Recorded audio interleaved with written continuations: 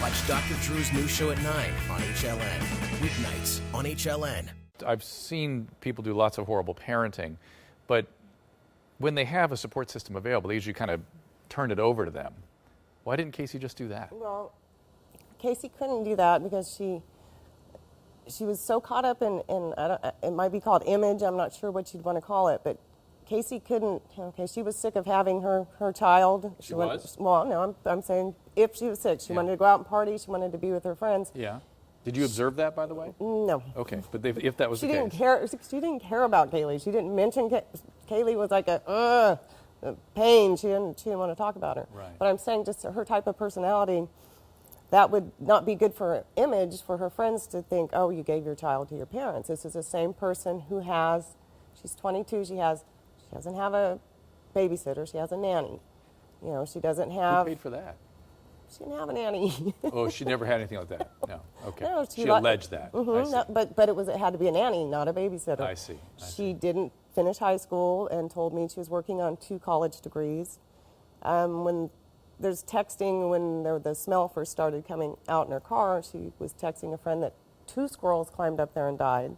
Just in the opening statements, not just her father, but her brother molested her. Casey always has to take it to that higher level, and that excites her. She liked making things overly dramatic. Mm-hmm. My understanding is also she brought up chloroform with you. Mm-hmm. Tell us about that. It was very short. We were watching an episode. I don't watch much TV. I think it was a Hills.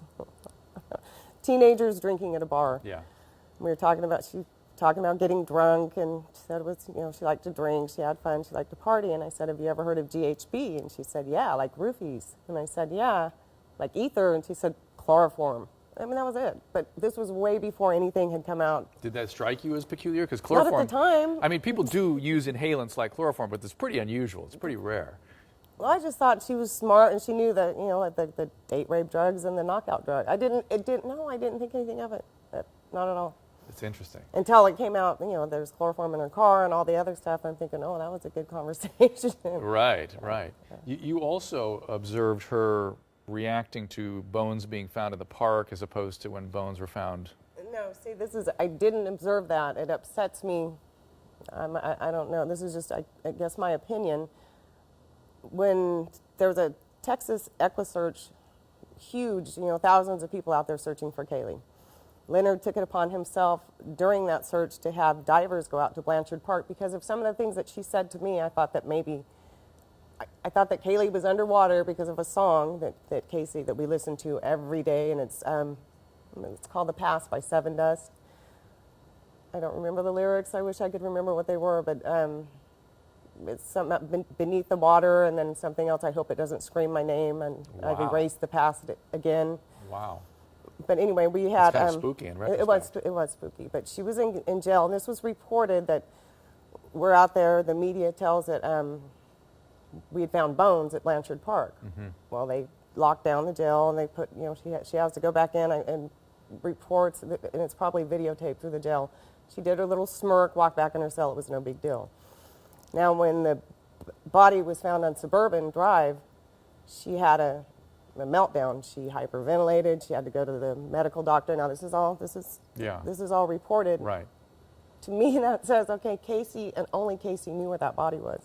If she didn't know, why wouldn't the Blanchard Park bones have That's upset very, her? very suspicious. Yeah, that's, in my opinion, that's something the jury should have heard. It's just there's so much the jury didn't hear. Truly, would you say? Mm-hmm. Oh. And what they did here, I don't know if I don't understand the verdict? No, not at all. Well, so many of us have been thinking about this case and studying it and looking at her, and it's easier to, when you have all the facts, That's not true. just what a courtroom proceeding, when you're a sequestered jury, it must be very difficult. Yeah.